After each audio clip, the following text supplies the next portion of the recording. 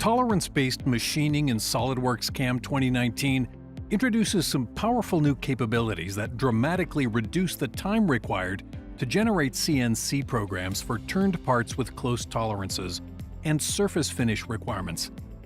Leveraging DIM expert dimensions and model-based definition information applied directly to the model, SOLIDWORKS CAM automatically applies your preferred machining strategies to the part based on the tolerance scheme with just a single button click.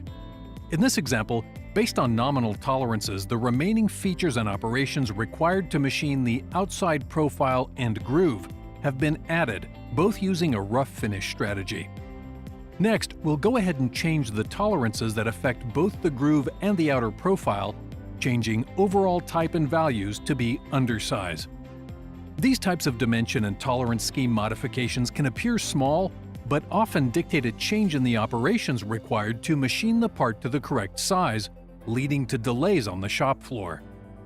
Tolerance-based machining's powerful rules-based approach lets you set default machining strategies for undersize, nominal, and oversize for any given tolerance size range.